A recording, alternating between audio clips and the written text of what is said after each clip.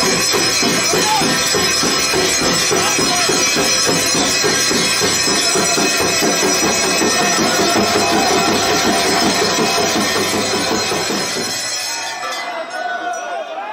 Friends, स्वागत है आपका आज के वीडियो में। आज के वीडियो में हम 12 ज्योतिर्लिंगों के दर्शन करेंगे। हम जानेंगे कि ये 12 ज्योतिर्लिंग भारत में किस किस जगह पर स्थित हैं और साथ ही साथ हम इन ज्योतिर्लिंगों से जुड़ी पौराणिक कथाओं के बारे में भी जानेंगे। और वीडियो के एंड में हम कुछ आरतियां भी देखेंगे जो कि इन ज्योतिर्लिंगों पे होती हैं, जैसे कि बाबा महाकाल की भस्म आरती। और वीडियो स्टार्ट करने से पहले मैं आपसे कहना चाहूँगा कि अगर आपने अभी तक इस चैनल को सब्सक्राइब नहीं किया है तो प्लीज़ इसे सब्सक्राइब भी करें। तो चलिए स्टार्ट करते हैं अपने आज के वीडियो से। सोमनाथ ज्योतिर्लिंग, गुजरात। सोमनाथ ज्योतिर्लिंग 12 ज्योतिर्लिंगों में से पहला ज्योतिर्लिंग है और ये गुजरात के सौराष्ट्र में स्थित है। इस ज्योतिर्लिंग का संबंध स्वयं चंद्रदेव से है, तभी इसका नाम सोमनाथ है। इसके पीछे की पौराणिक कथा कुछ इस तरह से है। चंद्रदेव की शादी दक्ष की 27 बेटियों के साथ हुई थी। इन 27 रानियों में से चंद्रदेव रोहिणी नामक रानी का ज्यादा ध्यान रखते थे और बाकी रानियों पे ध्यान नहीं देते थे। इस पर क्रोधित होकर के दक्ष ने चंद्रदेव को श्राप दिया कि चंद्रदेव की रोशनी का तेज कम होता जाएगा।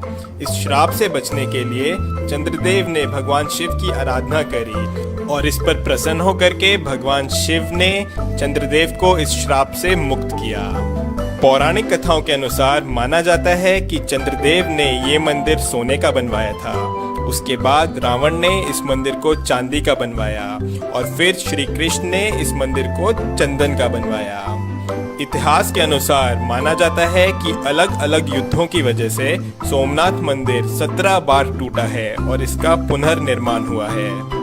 आज जो हम सोमनाथ मंदिर देख रहे हैं उसका निर्माण श्री वल्लभ भाई पटेल ने करवाया था। और ये है सोमनाथ ज्योतिर्लिंग के आरती के दर्शन।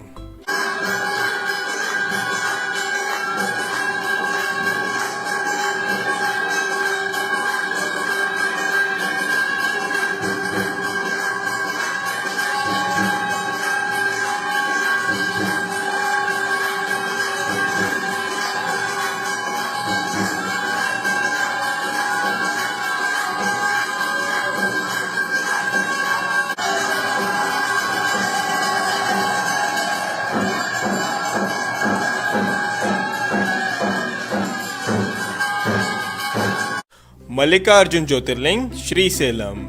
मल्लिकार्जुन ज्योतिर्लिंग आंध्र प्रदेश में श्रीसेलम नाम की जगह में कृष्णा नदी के तट पर स्थित है। इसकी पौराणिक कथा कुछ इस तरह है।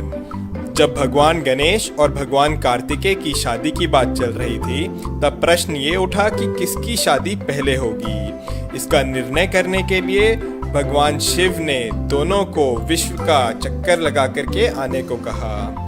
इस पर भगवान कार्तिकेय अपना वाहन लेकर के निकल गए, लेकिन गणेश जी ने चतुराई दिखाई और भगवान शिव और पार्वती के ही 7 चक्कर लगा लिए। जब भगवान कार्तिकेय वापस लौटे तो उन्हें लगा कि उनके साथ छल हुआ है और वो रूठ करके कैलाश छोड़ करके क्रौंजा पर्वत पर जाकर रहने लगे। माता पार्वती के कई बार समझाने पर भी उन्होंने अपना हट नहीं छोड़ा और वो कैलाश वापस नहीं आए।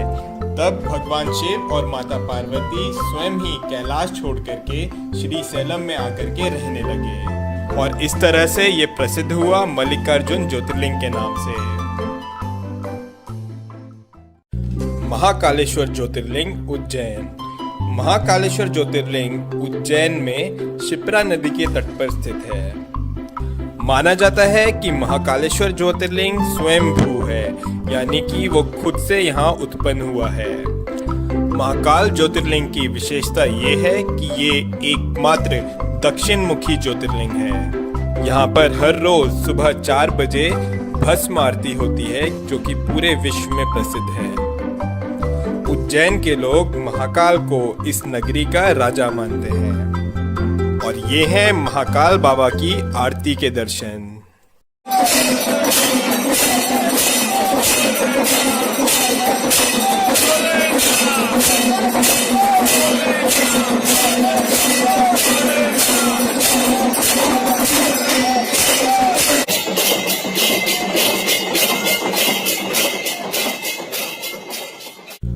ओमकारेश्वर ज्योतिर्लिंग मध्य प्रदेश। मध्य प्रदेश में महाकाल बाबा के अलावा ओमकारेश्वर ज्योतिर्लिंग भी है। ये ज्योतिर्लिंग इंदौर के पास खांडवा डिस्ट्रिक्ट में नर्मदा नदी के तट पर स्थित है। ये ज्योतिर्लिंग जिस पहाड़ पर है वो पहाड़ नर्मदा नदी के बीच एक द्वीप है। इस पहाड़ के चारों ओर नर्मदा नदी बहती है और इस वजह से ये पहाड़ ओम के आकार में है और तभी इस ज्योतिर्लिंग को ओमकारेश्वर के नाम से जाना जाता है।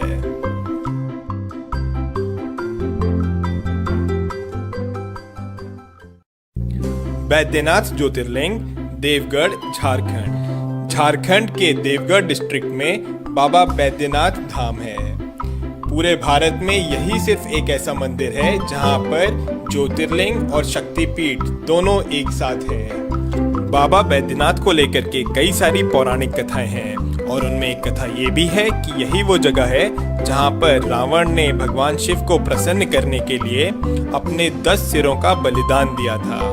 भगवान शंकर ने प्रसन्न होकर के रावण को दर्शन दिए और रावण का इलाज किया।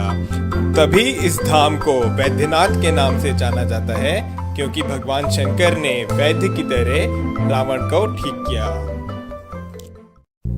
भीमाशंकर ज्योतिर्लिंग महाराष्ट्र। भीमाशंकर ज्योतिर्लिंग महाराष्ट्र में पुणे के पास सह्याद्री हिल्स पर है। यहाँ से भीमा नदी उत्पन्न होती है। इसकी पौराणिक कथा कुछ इस तरह से है। त्रिपुरासुर नामक राक्षस इस जगह पर काफी उत्पात मचा रहा था। उसको खत्म करने के लिए भगवान शिव खुद यहाँ पर आए और उससे युद्ध किया और उसको खत्म किया। युद्ध के बाद भगवान शिव काफी थक गए थे और यहाँ पर बैठ करके उन्होंने आराम किया और माना जाता है कि भीमा नदी उनके पसीने से निकलने वाले जल से उत्पन्न हुई। इसके बाद वहाँ के लोगों ने भगवान शिव से प्रार्थना करी कि वो यहीं पर ही बस जाएं, तो भगवान शिव प्रसन्न होकर के यहाँ पर हमेशा के लिए भीमाशंकर ज्योतिर्लिंग के रूप में स्थापित हो गए। रामेश्वर ज्योतिर्लिंग तमिलनाडु। रामेश्वर ज्योतिर्लिंग तमिलनाडु में रामनाथ नाम की जगह पर है। ये 12 ज्योतिर्लिंगों में से एक ज्योतिर्लिंग तो है ही, साथ ही साथ ये हिंदू धर्म के अनुसार 4 धामों में से एक धाम भी है। रामेश्वर ज्योतिर्लिंग की स्थापना स्वयं श्री राम ने करी थी। लंका तक जाने के लिए समुद्र पार करने से पहले श्री राम ने स्वयं इस शिवलिंग की स्थापना करी थी, तभी इसको रामेश्वर नाम से जाना जाता है।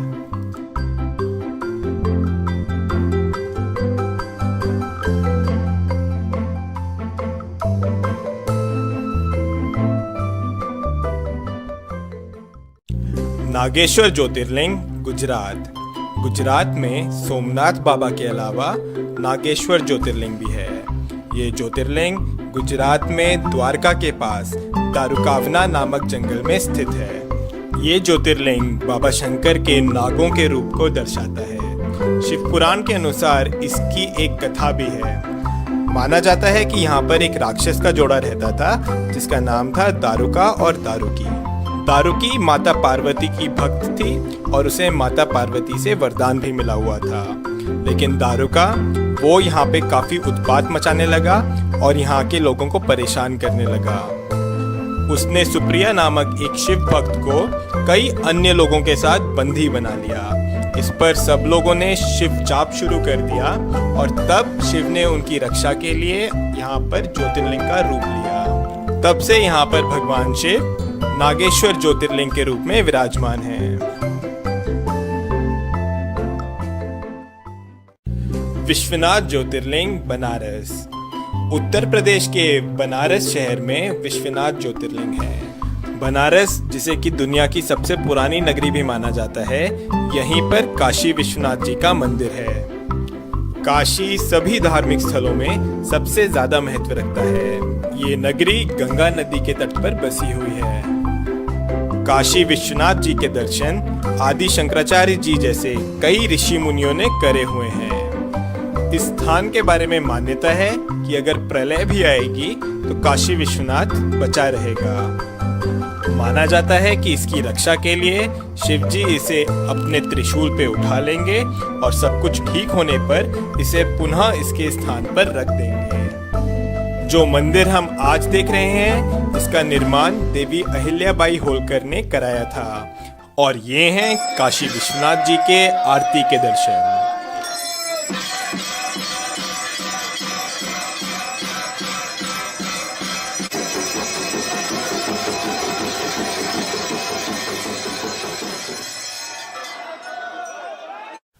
त्र्यंबकेश्वर ज्योतिर्लिंग नासिक।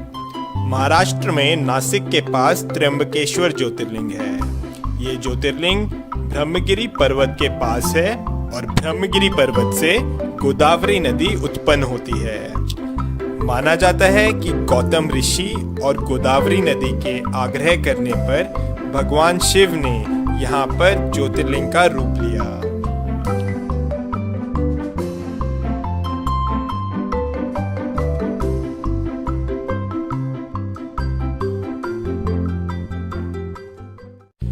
केदारनाथ ज्योतिर्लिंग उत्तराखंड।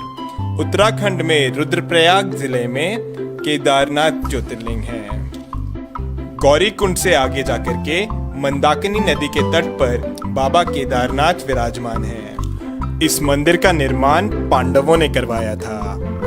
महाभारत के युद्ध के पश्चात पांडव अपने भाइयों की हत्या के पाप से मुक्त होना चाहते थे, इसलिए वो भगवान शंकर के दर्शन चाहते थे। पर भगवान शिव उनसे रुष्ट थे, इसलिए उन्हें दर्शन नहीं देना चाह रहे थे और इसलिए भगवान शिव बैल का रूप धारण करके केदारनाथ पहुंच गए। लेकिन पांडव उनका पीछा करते करते केदारनाथ भी आ गए।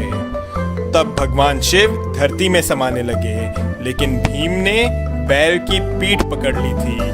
तभी यहाँ पर केदारनाथ शिवलिंग बैल के पीठ के रूप में है। भगवान शिव ने पांडवों को दर्शन दिए और उन्हें पाप से मुक्त किया। पांडवों ने यहाँ पर फिर केदारनाथ मंदिर का निर्माण करवाया। ये मंदिर काफी पुराना है और माना जाता है कि करीब 400 साल तक ये मंदिर बर्फ के अंदर दबा हुआ था। कृष्णेश्वर ज्योतिर्लिंग महाराष्ट्र। महाराष्ट्र में औरंगाबाद के पास एलोरा केव्स हैं और इन्हीं एलोरा केव्स के पास में है कृष्णेश्वर ज्योतिर्लिंग। इस ज्योतिर्लिंग की मान्यता ये है कि यहाँ पर घुष्मा नाम की एक शिव भक्त थी। उसके पुत्र को उसकी ही बहन ने छल से मारा था। अपनी भक्त पर इस तरह के अन्याय को देख भगवान शिव यहाँ पर प्रकट हुए और घुष्मा को दर्शन दिए और इसके बाद भगवान शिव यहाँ पर ज्योतिर्लिंग के रूप में स्थापित हो गए। तो ये हैं हमारे 12 ज्योतिर्लिंग। सौराष्ट्र सोमनाथम च श्रीशैले मल्लिकार्जुनम, उज्जैन्याम महाकालम ओमकारम अमलेश्वरम, परल्याम वैद्यनाथम च डाकन्याम भीमशंकरम, सेतुबंदे तु रामेशम नागेशम दारुकावने, वाराणस्याम तु विश्वेशम त्र्यंबकम गौतमी तटे, हिमालय तु केदारम घुष्मेशम च शिवालय। ओम नमः शिवाय। और ये हैं कुछ वीडियोस जो यहाँ की आरतियों की हैं।